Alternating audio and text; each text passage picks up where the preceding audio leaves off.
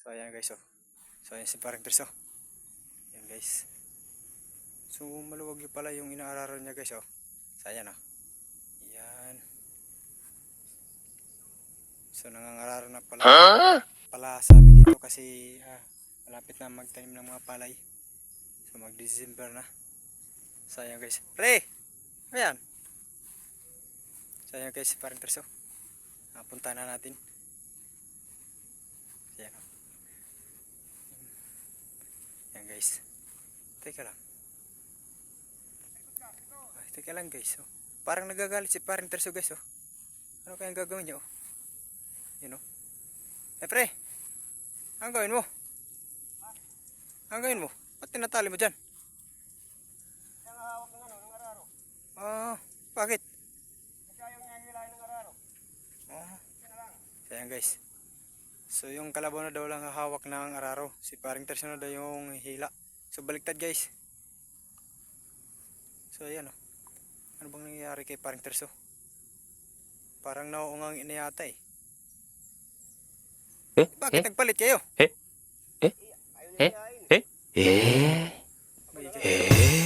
Insam na magkailang. Babalik ko na pare ah. Puskan! Guys, oh. Guys. Ay, kasada. May Katawa nakita ba guys. kayong ganyan, oh? Relaxing. Kalabaw nang humahawak sa araro. Puisi talaga itong paring Terso. Gago talaga. Yan guys. Baliktad mo. Baliktad ang puta. Kaya naman ginagawa.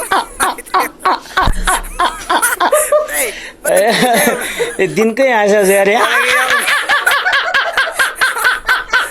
Ito lang yung baliw na pala yung paring Terso guys, oh. Tingnan guys, oh. Baliktad na, oh. Ayan. Yung tao na humihila ng araro. Kalabaw na humahawak, oh. Nakita ba kayo ganyan? Ayan, oh. Ayan guys, oh.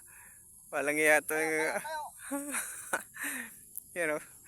Nauulol na yata si paring Terso, ah. Yan guys. Ganyan talaga. Ganyan siguro pag masyadong napapagod, oh.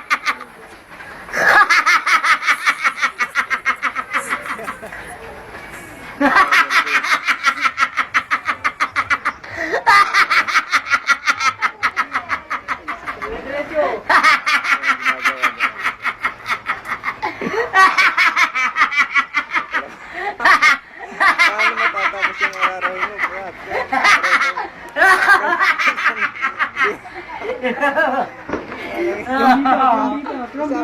Punta ko dito kasi bablog tayo. Ako, nagkakano ka sa trabaho ko. Umalis ka dito. Dito. Nababalik ko na ata pare. Guys, Di alis. Yan, oh. Baliw na si parang Terso guys, oh. Ayan. Ayan. Di alis. Isita, gago ka talaga. Naulol ka na yata eh. Uwi na ko guys. Baka akong pang ano niya ng punto na ng galit. So ayan guys, oh. Nakita na kayo ng baliw. So pinaway niya ako kasi nagagalit na. So ganyan talaga guys eh. Kasi ganyan talaga ang trabaho niya guys. Mahirap lang talaga yun.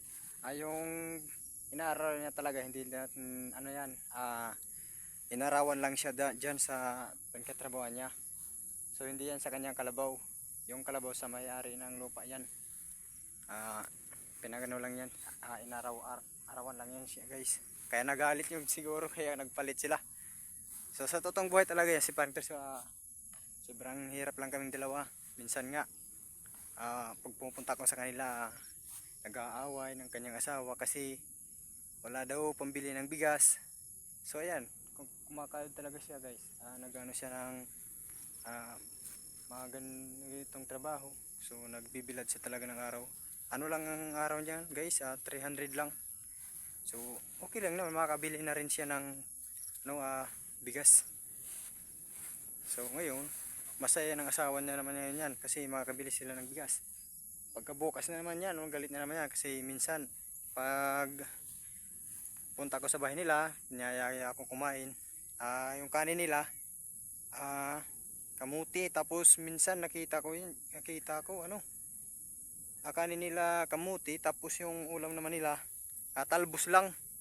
So guys, so ganyan mga kalagayan namin dito. Kung kayong mga subscribers at saka viewers namin, sana maawa naman kayo guys.